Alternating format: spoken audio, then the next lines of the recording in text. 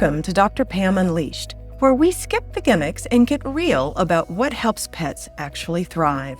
I'm Dr. Pam, functional medicine vet, symptom decoder, and your guide to a vibrant, no BS pet care. Let's get into it.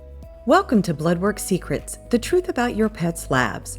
Your vet says the labs are normal. Your dog says otherwise. Let's find out why. Welcome back to Dr. Pam Unleashed. This is our brand new series, Bloodwork Secrets, the truth about your pet's labs. We're going deep into one of the most misunderstood areas of vet care, blood work. If you've ever been told everything looks normal, but you knew something just wasn't right, this is for you. Today's episode, When Normal Isn't Normal. Years ago, in the early days of my vet career, when I was a baby vet, I met a beautiful Maine Coon cat and her deeply devoted pet mom. Her mom said, "I can't explain it, but something's not right." You wouldn't believe how often I hear those words. Now, this is common with cats. They don't show big dramatic changes like dogs might. They hide things. They keep things close to the chest. Their changes are subtle, like a rough coat or a certain look in the eye or something, just off. We did everything by the book. I ran labs, did a physical exam, and reviewed her diet. Everything came back perfectly normal. I reassured the owner the best I could, but 2 weeks later, the cat died suddenly.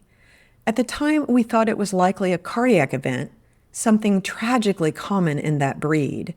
But the truth is we didn't know. What I do know is that moment really shook me, because I trusted the paper more than the patient. And that's not something I say lightly.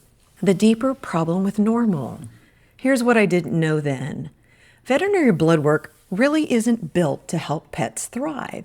It's built to flag disease once it's already there. Let me give you a visual. Think of it like a home thermostat. The comfortable range may be anywhere from 60 to 85 degrees. Technically, that's considered normal. But do you feel good at 62 or 84? Not really. The real comfort, the sweet spot, is narrower, somewhere in the middle. And that's how lab ranges work. Your pet can be technically in range and still have a body that's struggling. Functional blood work flips the script. It uses a tighter lens. We're not just asking, is this value inside the zone? We're asking, is it optimal for this pet's biology? Is it trending up or down? What are the patterns that are forming? It's the difference between looking at a snapshot and reading the whole photo album, or better yet, watching an entire movie. That is how different it is. Let's say your dog's cholesterol is normal, but creeping a little higher every 6 months. Or your cat's thyroid is high normal, but they're losing weight and their coat's a mess. Those patterns matter, but they're easy to miss if we stop at normal. There are 3 pillars of functional blood work. Before I share a case, let me give you the foundation we use in every blood work review. Number 1, functional ranges are narrower and more precise. While conventional reference ranges are wide, functional ranges zoom in on the sweet spot. Number 2, we don't look at single values in isolation. It's about pattern diagnosis, how values change over time, and how they fit together like puzzle pieces. Number 3, labs only matter in the context of the pet, their history, behavior, breed, and body condition. That's what gives the data meaning. That's why in our clinic, every blood work review includes an in-person exam. It's how we build the full picture. And twice a year, we run Functional Bloodwork Awareness Months, where clients can bundle labs and exams. I tweak the diets, I adjust supplements, I catch things before they spiral. Same blood work, completely different outcome. The tale of 2 kidney cases. Before I share these cases, there's a big takeaway. Both began with the same blind spot, incomplete testing, but the outcomes couldn't be any more different. Let's start with Oliver.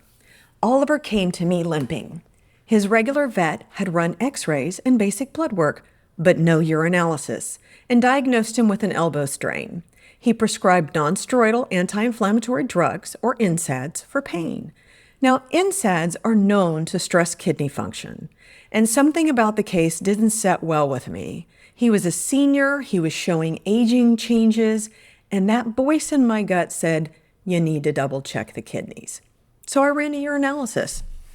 His urine concentration was already low, the first clue that something deeper was happening. In an abundance of caution, we held off on any nonsteroidal anti-inflammatory drugs, used herbal support for inflammation and pain, and rechecked his urine in 2 weeks and again in 4 weeks. That's when we confirmed it. Oliver was in early kidney failure. If he'd taken those NSAIDs, they might have pushed him right over the edge. Functional blood work and a second look changed everything. Now let's contrast that with a case of Bandit. Bandit was sweet, aging, slowing down, but nothing dramatic. The vet had run basic blood work, again without a urinalysis, and diagnosed kidney disease. You can't diagnose kidney disease without a urinalysis. Then they told the family this isn't curable. You can imagine that the family was devastated. He was started on a prescription kidney diet, the kind of diet that lowers the lab values on paper, but at a cost to your dog's overall health. Most parents don't realize that those diets often deplete nutrients and create new imbalances just to get those lab parameters down. So when I saw Bandit, something didn't add up. We ran a urinalysis, and guess what? He wasn't in kidney failure. He was dehydrated when the labs were drawn. That's what was skewing the numbers. We switched him to a nutrient-rich, whole food diet and supported his kidneys properly. And within weeks, he bloomed. His coat softened, his energy returned, his pigment came back, he was moving better. He's still living his best life at 14. Here's the point. These two cases prove the same truth. Reading numbers isn't enough. You have to run the right tests, interpret them in context, and connect them to an animal in front of you. One case nearly went south because we were missing information. The other was misdiagnosed because the full picture wasn't considered. Functional blood work isn't just a test. It's a lens, a way to see the whole story before the damage is done. Here's a functional pro tip. Before blood work, fast your dog overnight, have blood drawn first thing in the morning, and bring in a first morning urine sample with you. It might sound inconvenient, but it's the difference between guessing and knowing. I always tell my clients, if you're going to take the time to run labs, do it right. Do you want to be your dog's best advocate? You can download my free guide, The 5 Reasons Functional Blood Work Changes Everything, and inside you'll find why we use functional ranges, how patterns matter more than snapshots, what to ask for your next lab appointment, and how to reach out to us if you're ready to go deeper. You can find it right inside the Hero.fm app at the end of this episode. In our next episode, I'll walk you through 3 lab work warning signs that are hiding in plain sight, the whispers of dysfunction that most vets overlook until it's too late. They're subtle, but powerful, and they might just change the way you think about your dog's labs forever. So thanks for listening. I'm Dr. Pam, and this is Dr. Pam Unleashed.